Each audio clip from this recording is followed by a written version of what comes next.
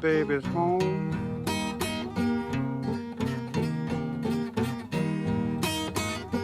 Cairo, Cairo is my baby's home.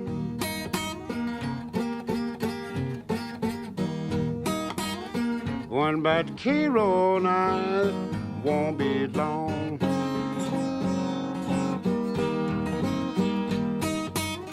Women in Cairo, they will treat you kind and sweet.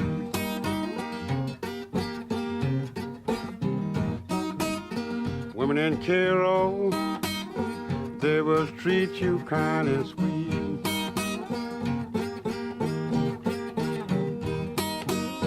Catch you around and take you off your feet.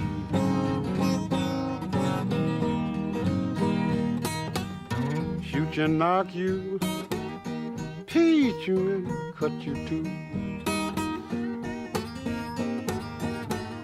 Shoot you and knock you, teach you and cut you too.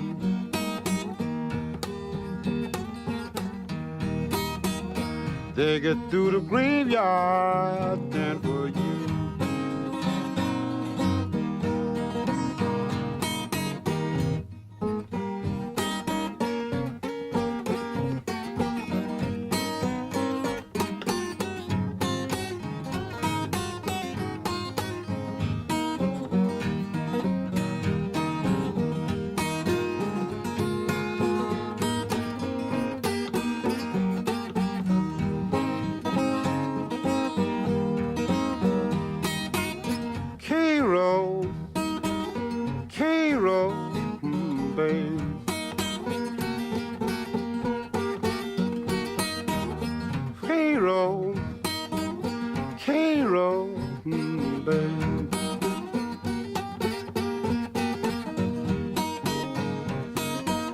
Women in Cairo send you down to your grave.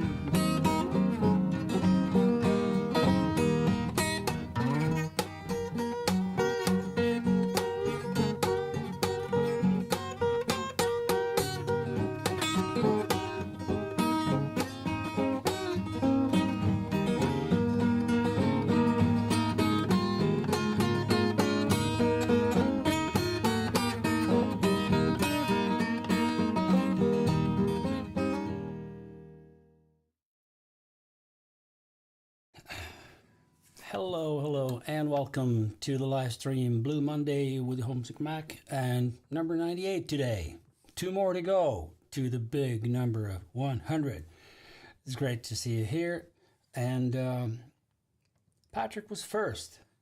Hello, looking forward to this one. Good day, fellow Monday Bluesers, and good day to see you and say hello. Thank you for that title. It's a very noble title. I'm not sure I'm worthy, but thank you. So I've just showed you in the chat the link to this song, and there was a link in the description, both on Facebook, on YouTube, and in the description of the YouTube video. So I hope you noticed that, because you know the problems I've had with playing songs from Apple Music or Spotify, no matter how old the song was. I thought it was, public domain, and you just think that, okay, if I play something that's more than 70 years old, then there are no copyright claims on those songs. Nope. So I'm very precautious now, because I will be doing recorded videos where I'll be maybe showing a song, and I don't know what's going to happen if I take a recorded video, and then play a song. Maybe it's different between live streams and recorded videos. I'm not sure. I'll have to test it out, or at least investigate to see what's going on. But anyway, let's greet the people who are here from the beginning. I'm sure some more will join us later on. Geir, Norwegian Attack. Hello, Geir. Great to see you. Gore, hello. Our Holland visitor. And Graham from Wantage. That's great. Hey, how did the blues weekend go? Let us know in the chat. Good. So, what's the theme for today?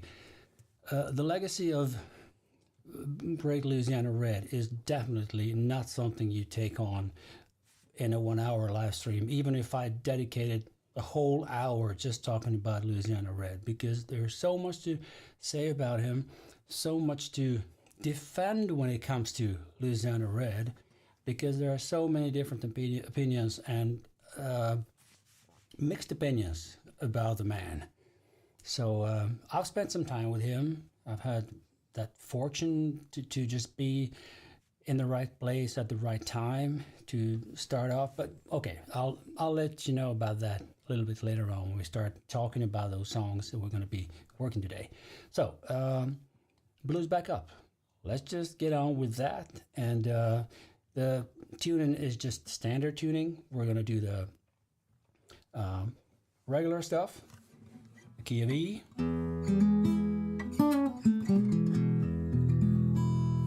And this time I'm going back to the basics and to honor Louisiana Red, who was the absolute master of this style of playing. So we'll do a kind of mixture of how Red would play it and maybe old Jimmy Rogers, Muddy Waters. Yeah.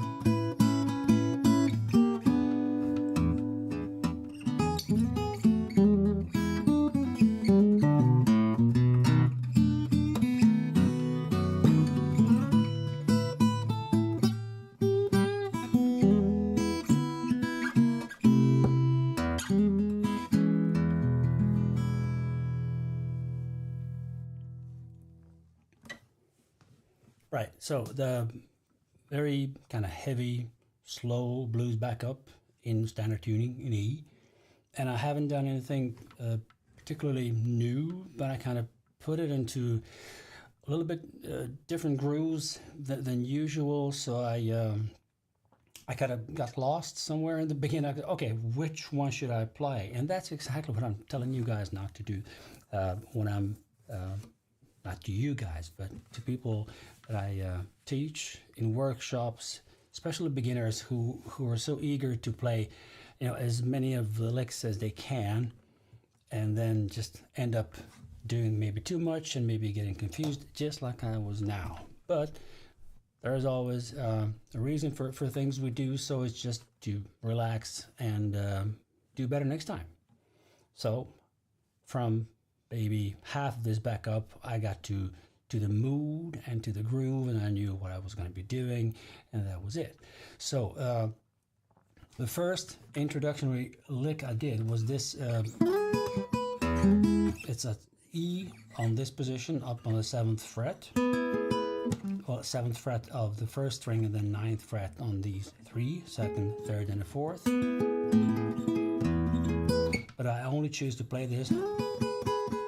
But then just grab the D chord as you would do in the regular position of D, but then just move it up to the 7th fret without these squeaks, right?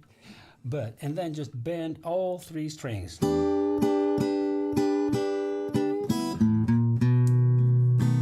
And that's this quite famous intro that these early blues players were doing, or sometimes even used it in the solo, and then just went on with playing something else. But this is within the main chord of E. Then we're back to the 5th chord.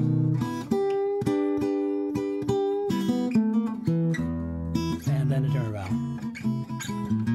So this lick here is, there are 3 notes by 1 picking of my picking hand, right? So it's, and then you have this hammer on the 2nd, on the 3rd fret, from the 2nd to 3rd. Then you leave it there, and then you just do the pull off from the 2nd fret of the 3rd string to the open. So, and then you press the 4th string on the 2nd fret. So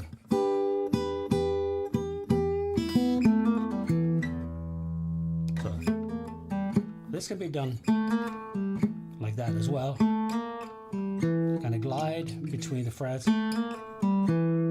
But there's some special groove when you do it. It's snappy.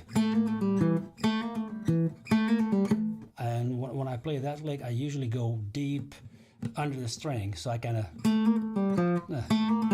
so there's a little of this both nail and the flash of the finger, and then play a little bit more smoothly the turnaround for itself. So all together.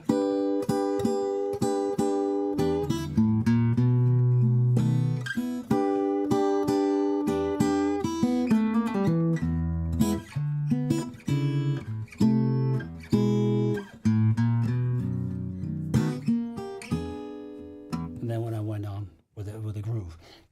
So there's also this little thing that I was talking about in the previous live stream, which was about refining, not complicating, but refining the licks that you already know, but using things that not everybody is aware all the time of. It's like, yeah, I'm playing the notes and I'm playing this turnaround, and many people think, okay, if I've learned the turnaround,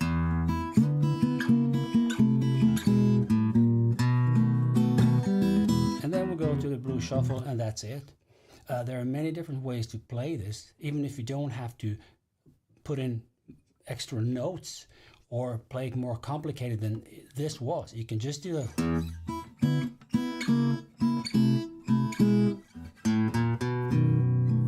which means that I damped the instead of where everything is just ringing. And then there's this other thing that I did, right? right? So after that lick, I kind of cut everything off. It was total silent for, I don't know, half a second or something. But then I went on to emphasize the turnaround. So.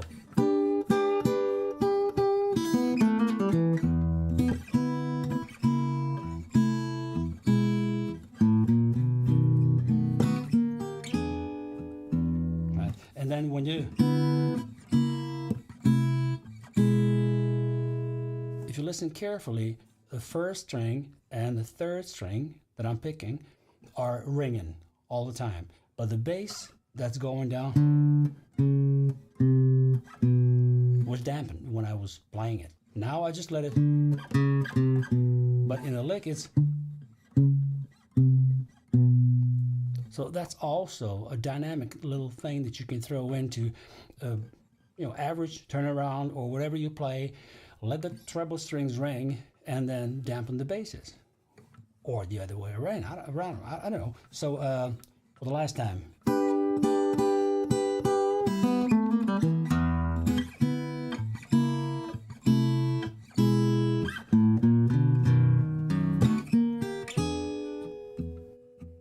You see, this bass is really heavily dampened, and I'm doing this. But the chord down here is ringing.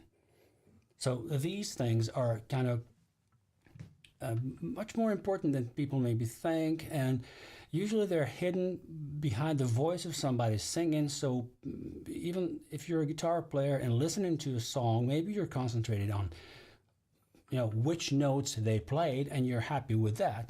And then you listen to the voice, listen to the song, listen to the lyrics, and maybe you're not thinking of, okay, did they dampen the strings here, or is it ringing? Is there a lick behind somewhere? Is there a triplet? Is there a syncopation or something?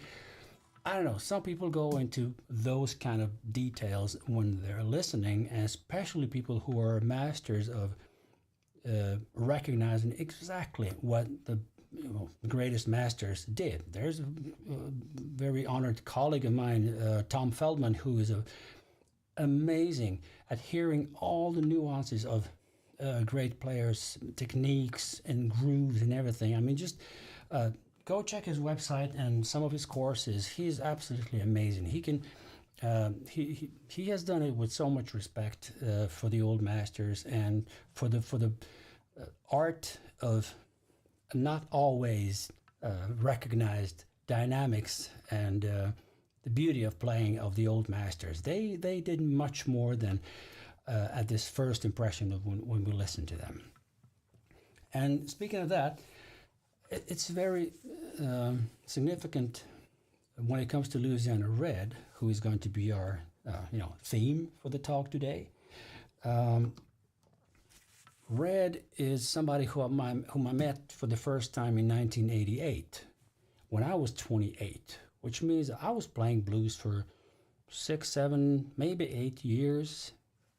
When I started playing in 1975 to 1980, I was kind of playing a little bit of everything, like everybody else was doing. I was only playing acoustic guitar, but still, just like Simon & Garfunkel, Bob Dylan, Neil Young, some country stuff. I don't know. I haven't discovered Doc Watson until I was doing my military service when I was 21, and that just changed my world totally.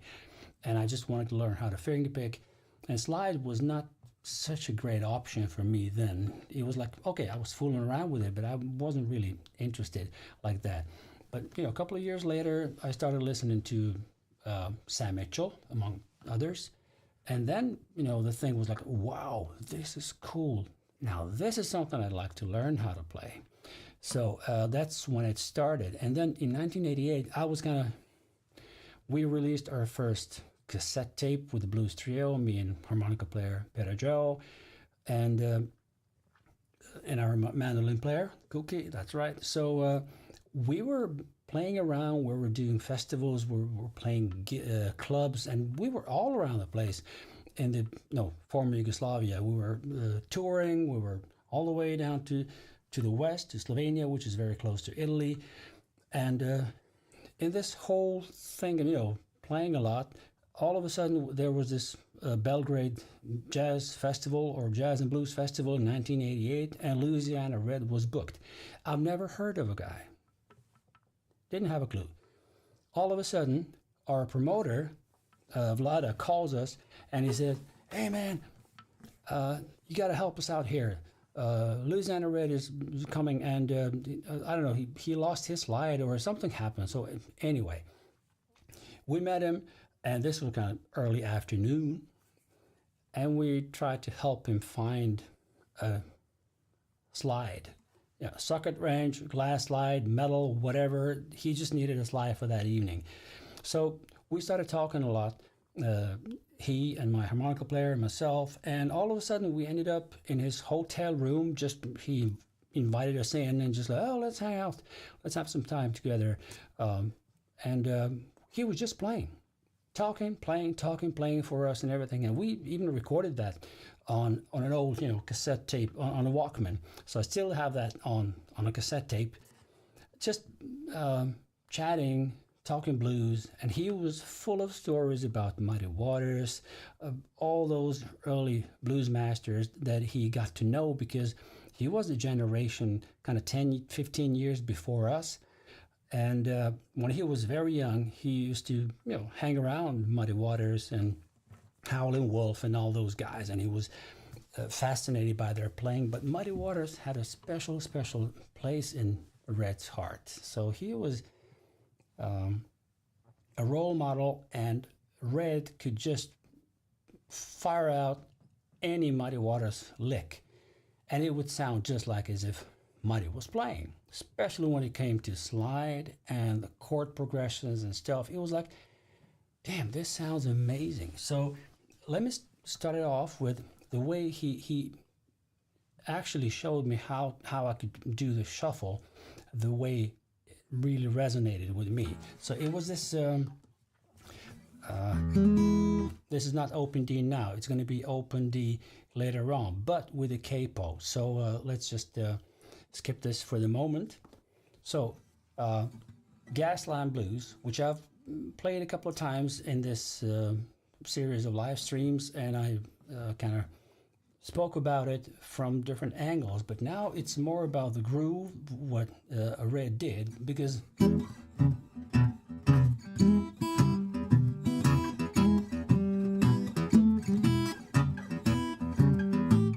so that was Red was the one that I saw for the first time doing this kind of pinching of the basses and trebles at the same time to emphasize the rhythm in a shuffle, which was like a,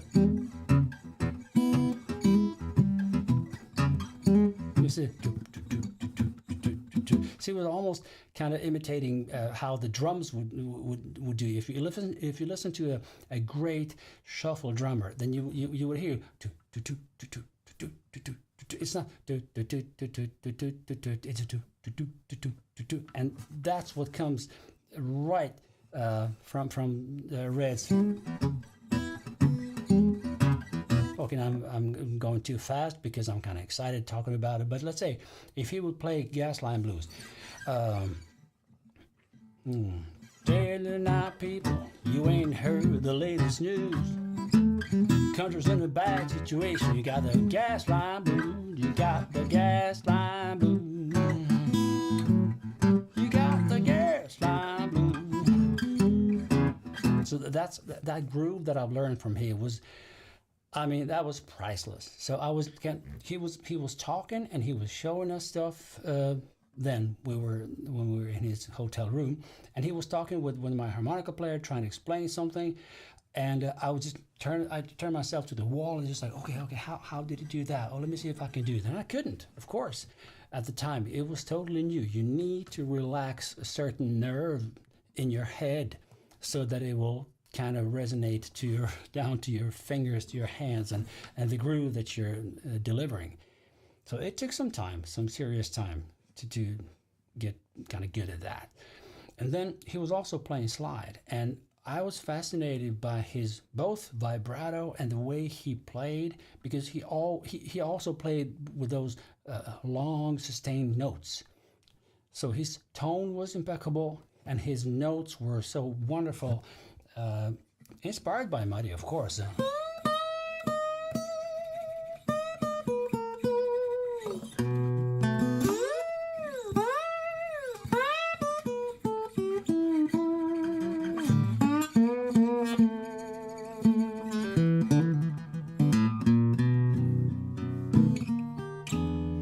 Which was the intro to Mean Disposition, or what's this other song by Muddy where he always played this intro. So Red was one of those players that really fascinated me with that part. At the time, I was also listening to a lot of European players, or a bit maybe rock bluesy players like, I don't know, Rory Gallagher was there, although he did some really traditional stuff the traditional way. So George Thorogood, let's say, or maybe somebody else. They were playing kind of more aggressively. They were playing licks, things that were kind of complicated, and I just couldn't resonate with that so much. But when Red was playing this, I said, man, where was this guy all my life? It was like I want to know everything about him. I want to buy all his records. I just want to listen to this guy. It's a school right in front of me. I just need to soak in everything he's saying. So I just kept my mouth shut, and he was playing, talking, and then in the evening, we were in his backup band, which wasn't supposed to be that big. But that's also one of the things that Red was very well known for, that he always welcomed young, unexperienced musicians, or basically whoever wanted to play with him. It was okay with his promoter, or if he was on a gig solo somewhere, he would never say no to somebody who wanted to sit in. He was so invited. He was including. He was just happy to share. He was known for playing for like 2 hours before taking a break, if he would take a break. Sometimes, people in the bar would say, hey man, come on, take a break. People want to buy some new beers and all that. He was just totally in his own world and playing. Most of his gigs in the late 80s and early 90s, I saw him in Germany, and I played with him on a couple of occasions. And then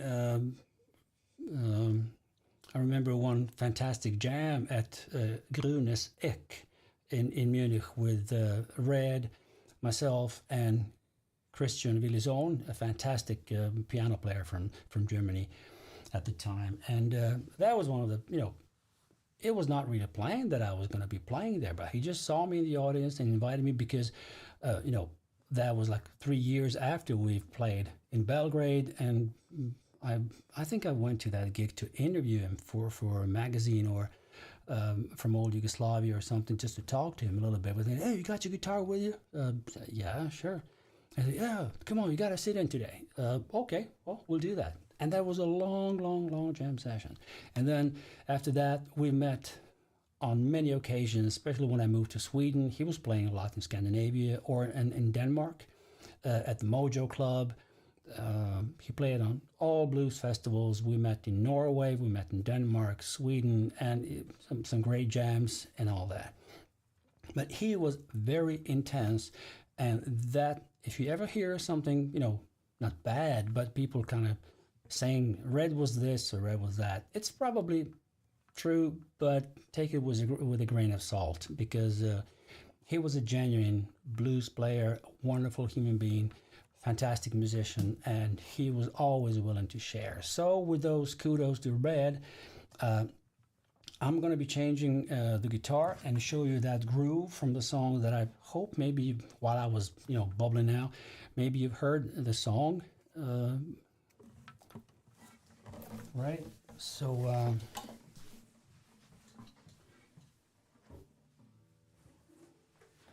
Blue Evening, right? And I chose that song for today because he hasn't done so many songs in that groove. He was either playing Chicago blues, or he played solo, or he played with the bands that had either shuffly or slow blues stuff, or very fast grooves or whatever. But this Blue Evening is something like just whoa. this is also red? Yeah, and of course, when he started playing his slide, it was like, whoa.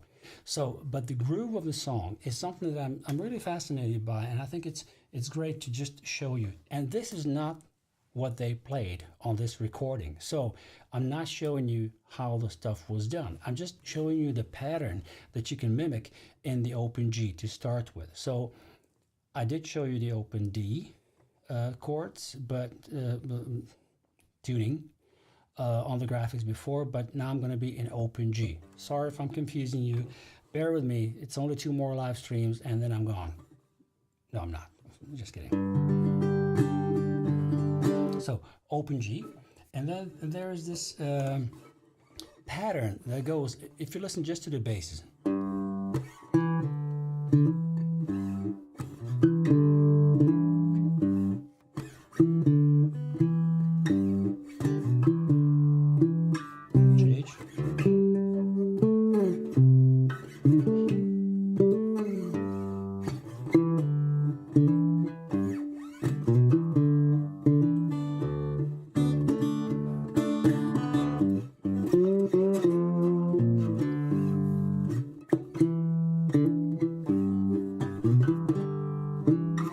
So that's maybe what the bass would do.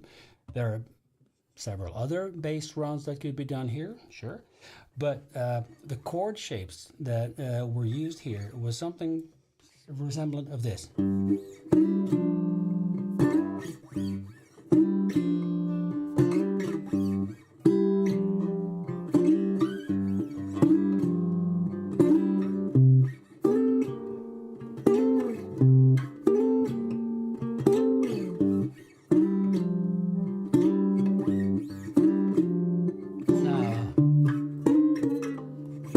It could be done there, E, C,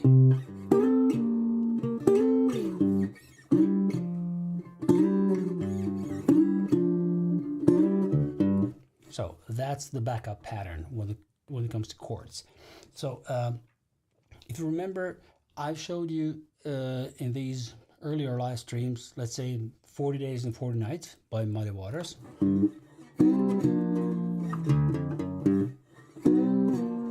40 days and 40 nights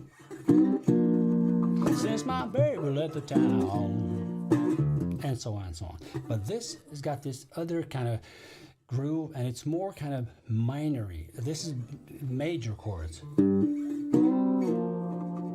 this is basically the same notes but without the third string. So I'm kind of dampening this third string, or just letting it ring in the first position when I'm playing the G. So here,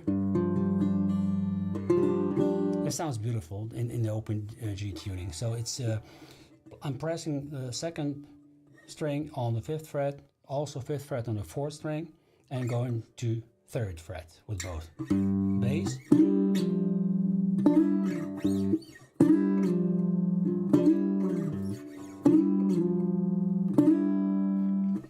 At times, I'm also dampening this 3rd string with my middle finger here on the fretting hand, because I don't want it to ring all the time. So it's kind of creating this dynamic. Now it's ringing. Now.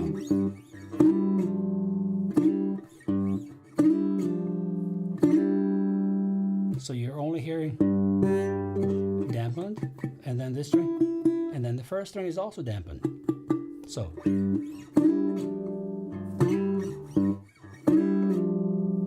Or over.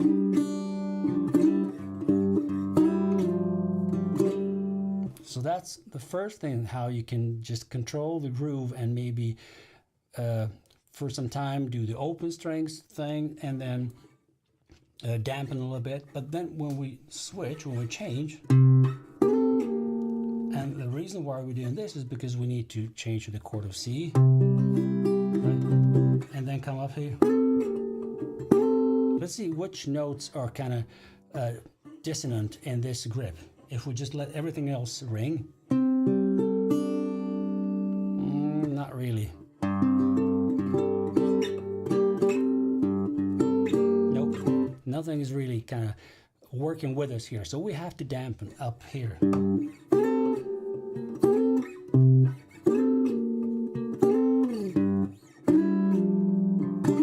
Which brings us to, let's say, my decision to play this groove, the backup thing, with, okay, I'll let it ring here in the position of G.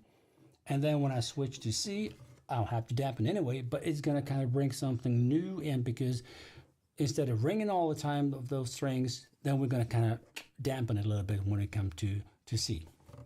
Then when it comes to D, we don't have to do this.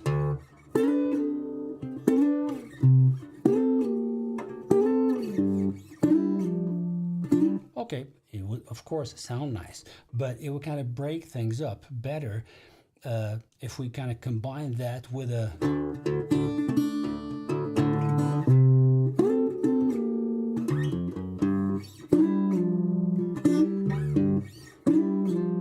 Bluey Man and so on. There is another little nice chord shape that we could use here. I'm not sure I would play it all the time, but it's also, if you just think kind of, D7 in a regular position in standard tuning, just move it over to the 5th fret and we press the same as we did in first, but then press the 3rd string on the 4th fret and you get this, right? So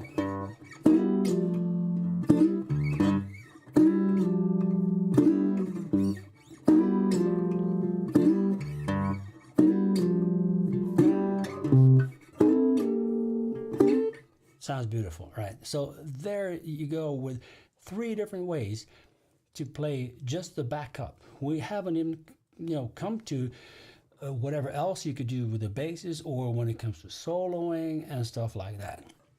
So this is so important to kind of master how you're going to handle the backup for the song, because it will make you the best backup player ever.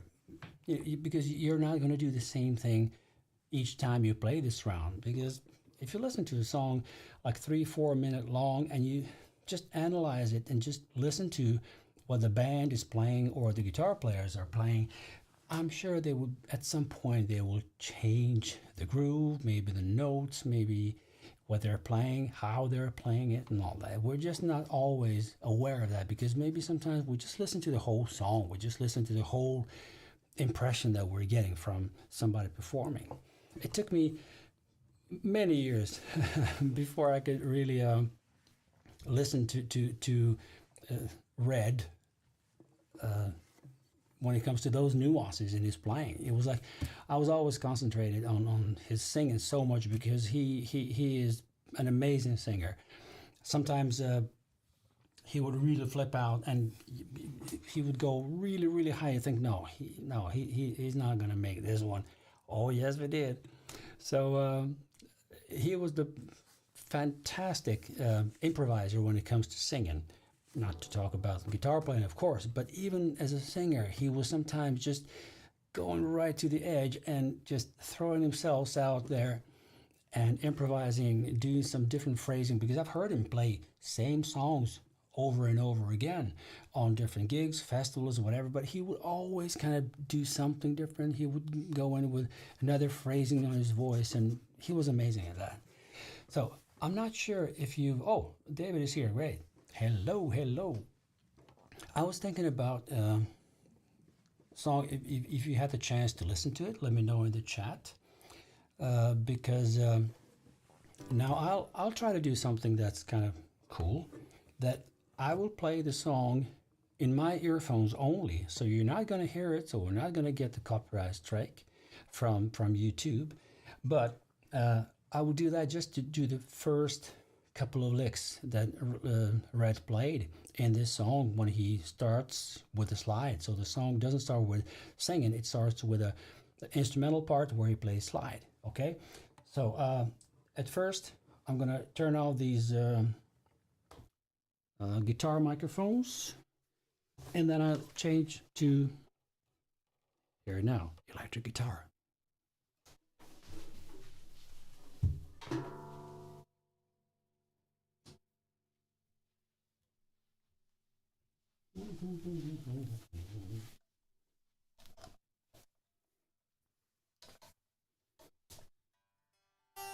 Oh yeah, good.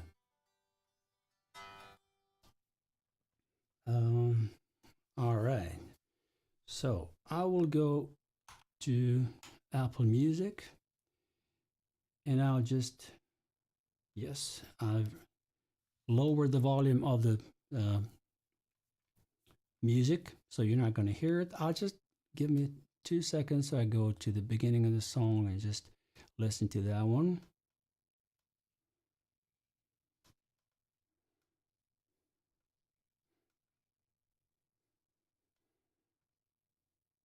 Okay. Okay, good. So that's the most important part to really emphasize what Red was doing. So let's see. Let me know if this is maybe if the volume is okay of this guitar.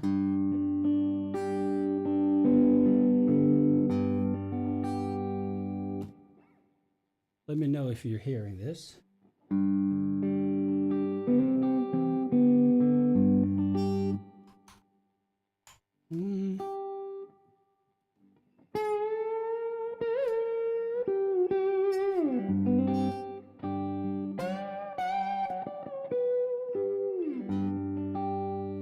All right. Just let me know if you're getting this. I guess you are, because I see the meters moving up here. So, so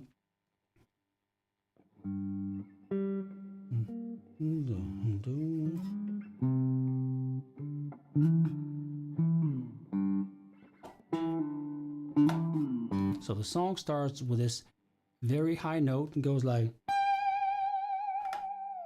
very nicely vibrated by Red.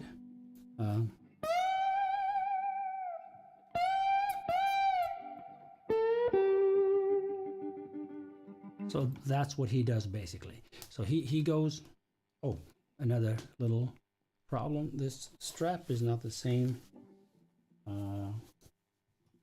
height as the other one. Let's try to fix that very fast.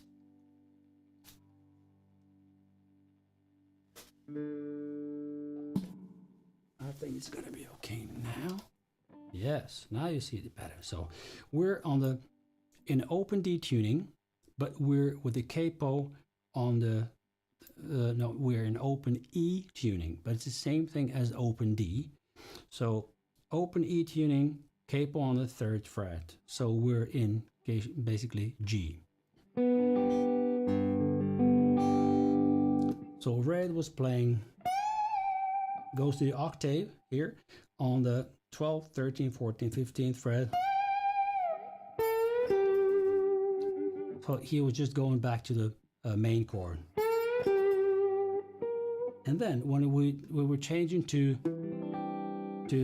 C, and then he went to play the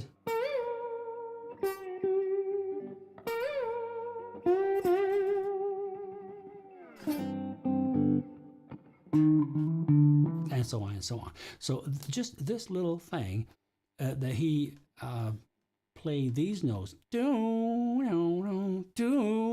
This is something that was done, let's say, by, if I remember well, Albert King was the master of kind of bending the strings, not only one note higher, a whole step, but he could go like 2 steps up, bending real wow, wow, wow. And Red did that with his slide. So just listening to this little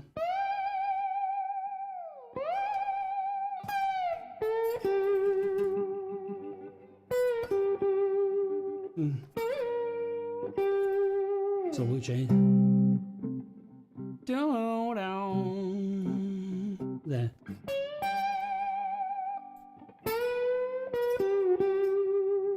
This is so influenced by Muddy, but this is played in open D. Muddy played this like in the standard tuning. If I could just fly in between guitars and show you both like right after each other, then you would kind of know exactly what I was talking about. But that's kind of his signature lick in this one. Let me go to listening to a little bit more. They go do down.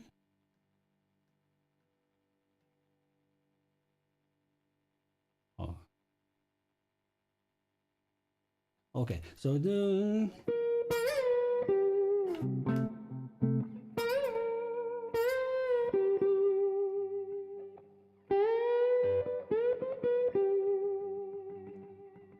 so his way of playing in these songs was very much that he loved long sustained notes with the slide, and then his vibrato was resemblant of Muddy Waters. And okay, if you'd play me Muddy Waters song and then Louisiana Red song, I could tell exactly who was doing what, but Louisiana Red was the closest you could ever get to Muddy Waters playing. I mean, that was it. I'll go on with a little more, one more lick. Okay, so he goes to do do wow wow wow wow. Let's find those notes.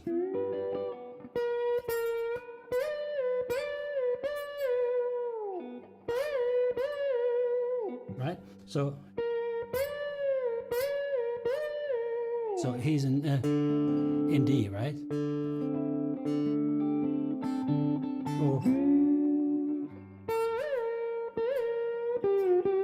Go back. Sorry. So he used the same kind of lick, jumping to those notes first in. Oh, let me just go through it one more time here in the background. Sure.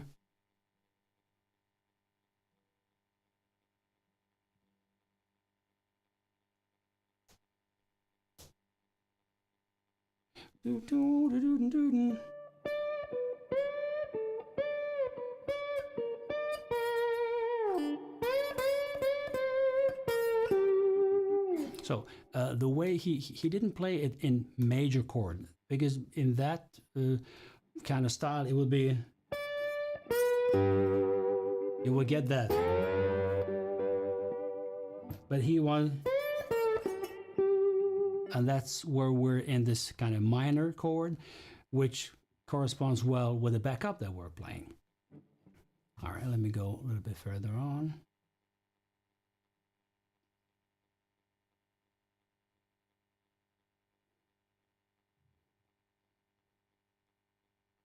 I'm listening.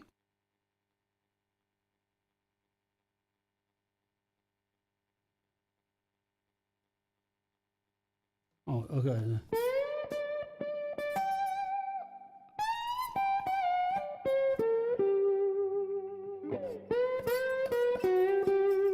Oh. So.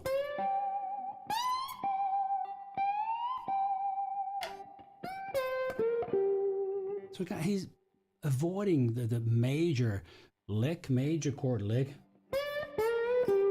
He's going.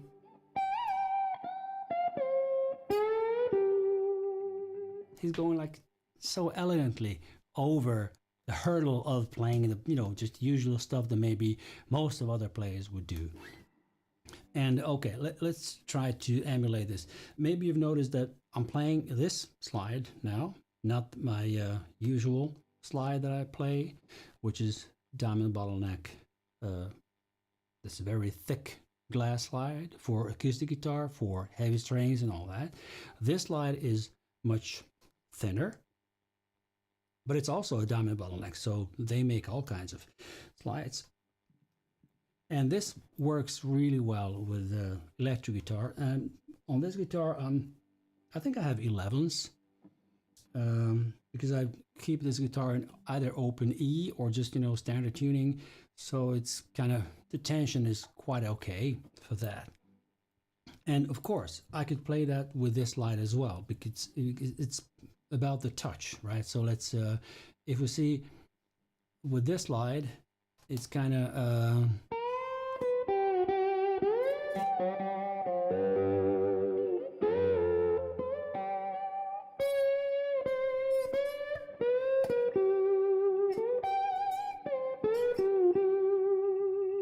I don't have problems playing with that because I'm so used to it, but maybe somebody else would think that, oh, that heavy slide is kind of preventing me from playing, but is a...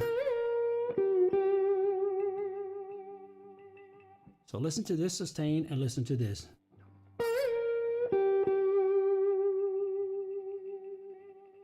See, it's longer. It's not, now I'm not only playing with just guitar plugged into the, let me see. I'm not playing just with the guitar plugged into the mixer and then out to you guys. I'm processing it through my pedal board where there's a overdrive pedal and reverb. So it's kind of the process sound, and it gives you some extra sustain that you won't get if you're just playing clean guitar plugged in. Especially if you just do it into an audio interface like this, where I mean, there are effects. I could use reverb on Rodecaster Pro that I'm using here, but it's not the same thing as the pedal board. Let me see if I could just go crazy and show you guys what I mean by that. Don't get dizzy now, because I'm going to be changing into this other. So this would be the pedal board, and I'm using the plethora okay, let's just go to the play mode with only reverb, and this other thing that's kind of lit here is effects loop, which means my physical pedals are now included in the sound picture, and I'm only using this little Got Blues overdrive pedal, which is, you know, both the volume and the gain on it are in the middle, and full bass and trebles are in the middle. And then this little switch here in between that you see, that's for kind of two different settings of, let's say if this is emulating old amplifiers, Dumble, or, you know, other kinds of distortion, so it's or overdrive. And it's a fantastic pedal made by my friend from Slovenia, and Jam FX, they're great. So anyway, the thing with this, let's do the same thing with this.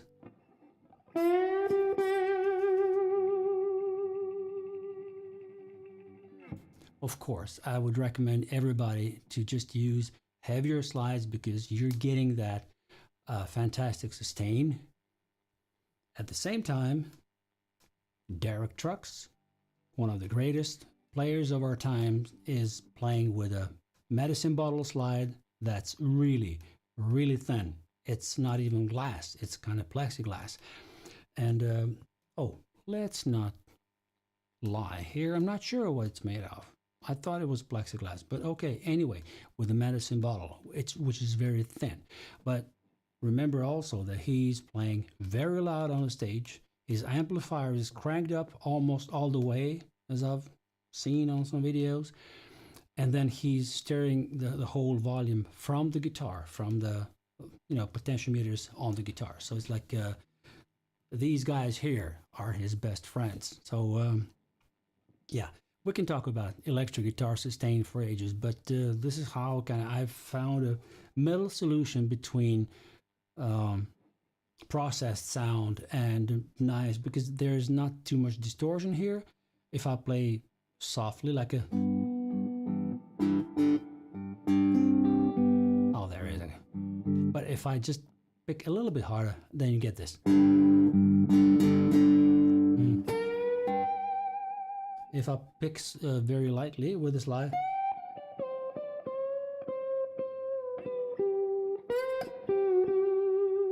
but if I do,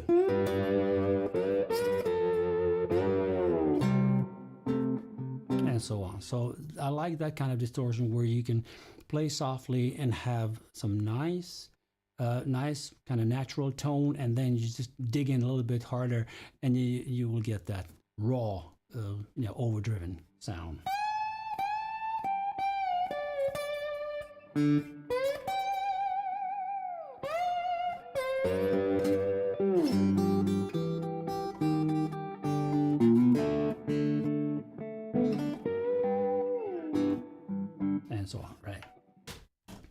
Good. Let's get rid of this one. Go back to the acoustic.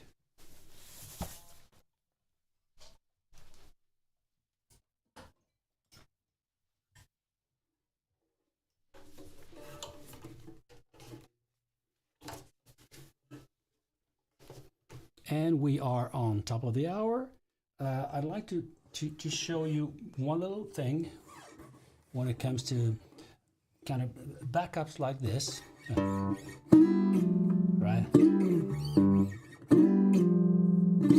Right. This note on the 12th fret in open G is your best friend because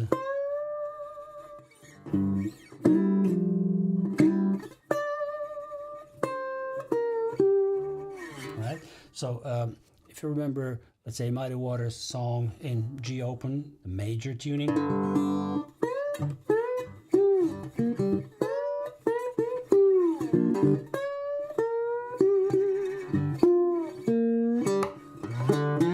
And so on and so on. So that's major chord. But here we are in this.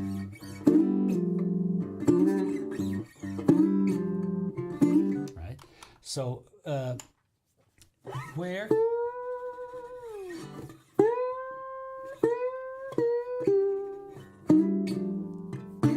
goes great with that. If you play, let's say, and if we change to C,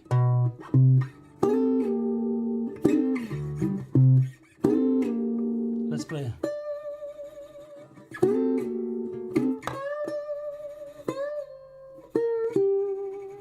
So this note of D on the first string on the 12th fret can be played with all three chords. And then from there, you just kind of try to end up on the note of G on the third string. So there are so many different solutions that you can apply here without being boring, without playing complicated. You just need a nice solid vibrato. So it's like a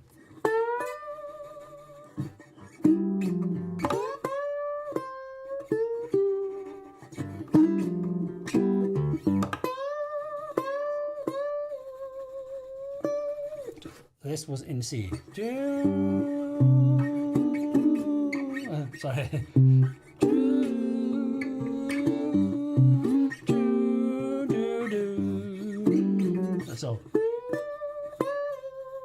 So the note on the 10th fret can be your.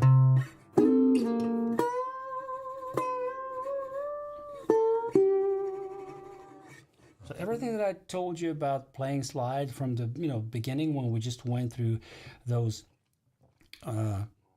early stages of learning how to play slide, one of the first things were to find a good intonation for that note, that you know you're exactly on that fret that you need to be on, then to vibrate, and then to kind of combine notes that you play either picked with your picking hand, or you just kind of pick it once and then move with the slide to wherever you want to go. So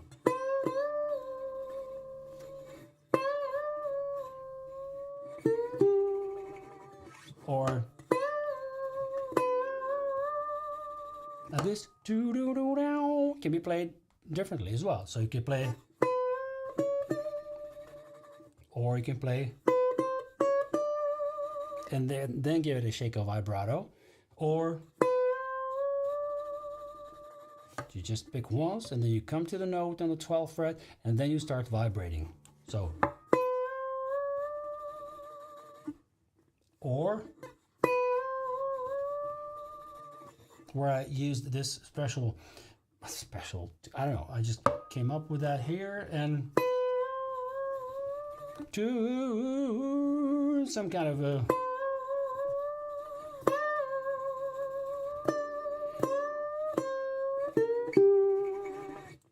actually this was one of the Muddy's kind of a when he played some slow blues in open G in his early days. If you listen to Going Back to Louisiana, a song where he only played with, I think, the bass player and himself, nothing else, early 50s, that's an amazing song to analyze when it comes to his slide playing. It's just everything is there, everything. So, and then same lick that he played in open E, basically open D, up to open E, and then with the capo on the 3rd fret that I showed you on the electric guitar. So if I want to find the same lick in open G, then it would be here on the 11th fret.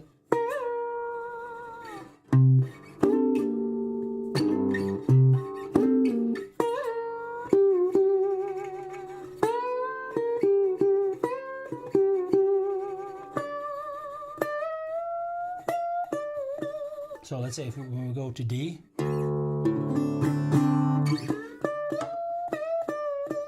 So okay, I have a guitar that ends on the 13th fret, so I need to stretch to come to this note.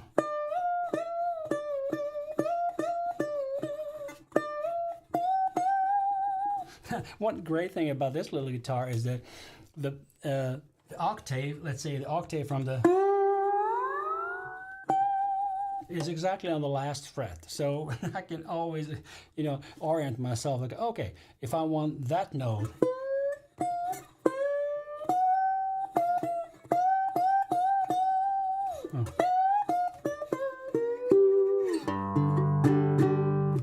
so there are no excuses for me not to reach that note. It's so obvious where it is.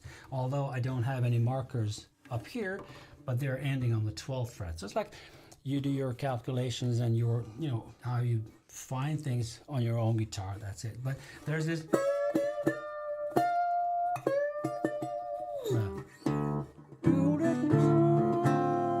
That I'm actually playing the G7 here, but in the groove of this kind of slow blues, you can also play the same lick in the chord of D. So let's say the backup would play, but then you play.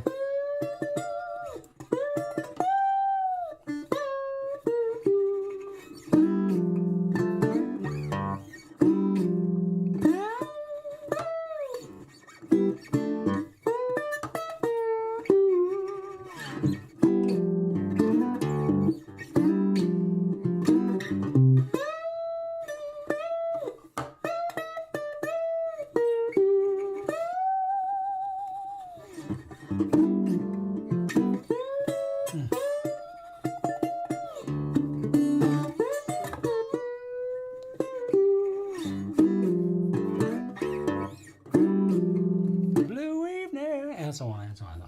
Yeah, a wonderful song. I just love it. I was listening to it for a couple of days prior to this live stream. I didn't even think about doing it.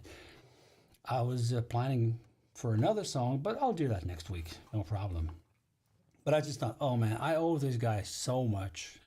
Red was a dear friend, fantastic colleague, and he's just great. Yeah. All right, let me see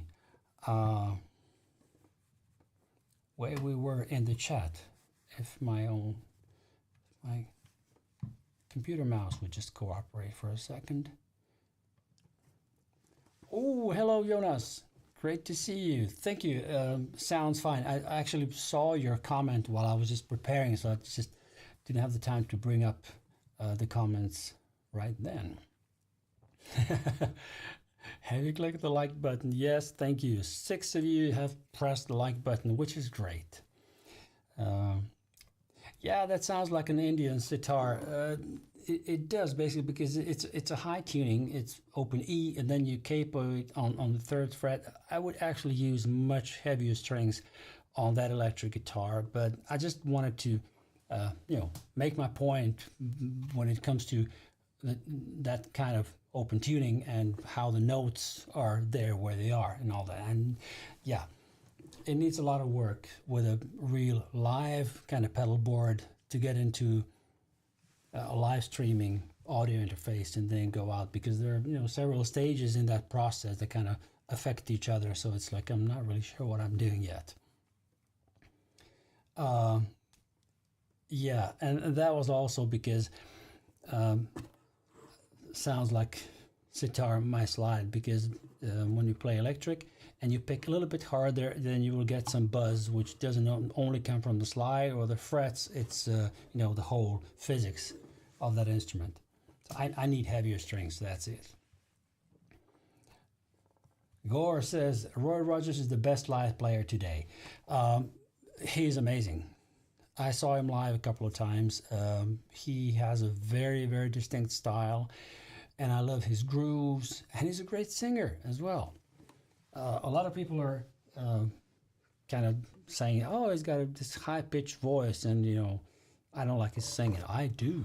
I like his singing a lot. And what this guy did for John Lee Hooker when he produced his album that just skyrocketed him in the 90s, that was amazing. Amazing job by Roy Rogers. Yeah.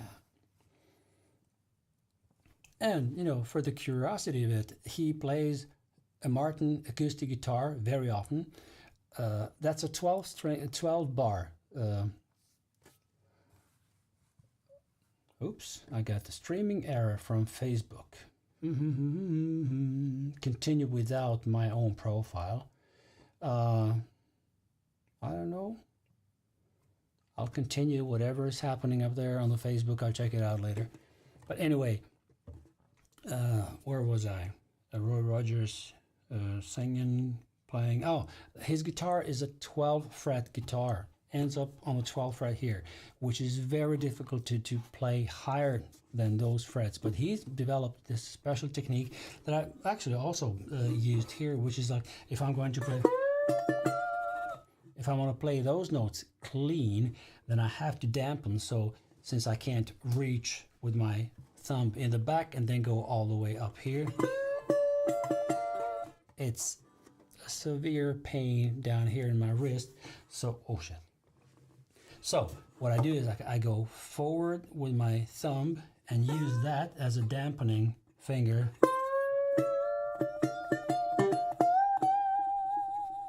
So then the second and the third strings are dampened. Let's see if I can show that. So these two strings are dampened, but and then I go back to that. That's the only time that I'm having the thumb in front of the guitar neck. There are some great players who do that, but I'm the advocate of just keeping your thumb behind the frets, behind the neck, and just having it as your anchor when you're doing your vibratos and all that. So, but yeah, as many players, as many styles. That's it. That's great. All right, guys. So that was it for today. Live stream number 98. Thank you so much for coming, and I will see you next week for the live stream 99, and then one more to 100, and then I'll let you know what's going to happen after that. So don't forget to hit me up on my socials if you want to get in touch with me. I have some vivid correspondence with some of you guys here anyway, so that's great. But if anybody's watching this for the first time or just stop by, this is how you can reach me. You're more than welcome to do that. Right, so let's do the outro and listen to the fantastic slide playing of Sam Mitchell and Sitting on Top of the World. Right, have a great one. Thanks for coming. See you next week.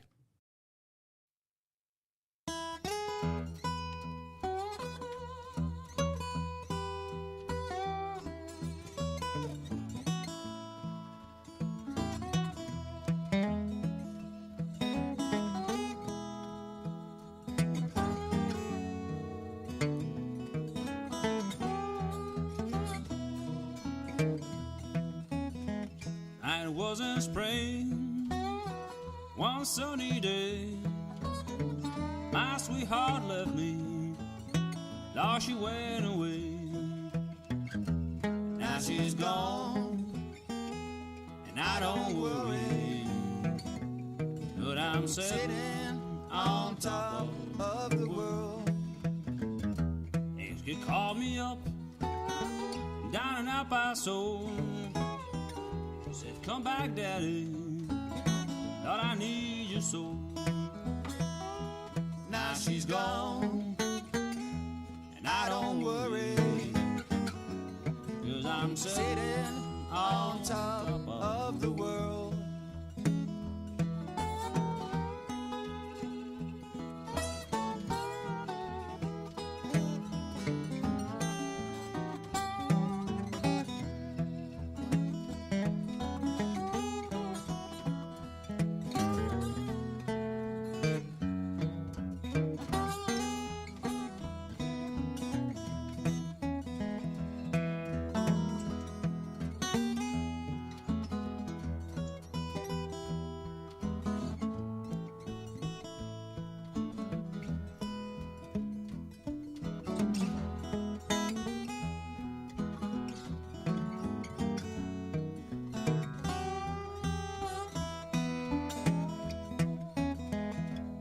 like my peaches. Don't you shake my tree. Get out of my orchard. Let my peaches be. Now she's gone. I don't worry. But I'm sitting on top of the world.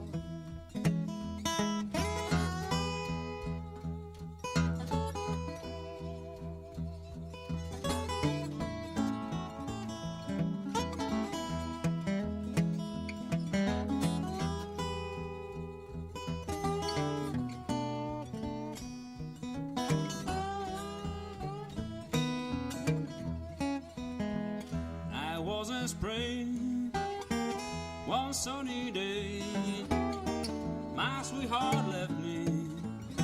Now she went away. Now she's gone. I don't worry. But I'm sitting on top of the world. Now she's gone. I don't worry. But I'm sitting on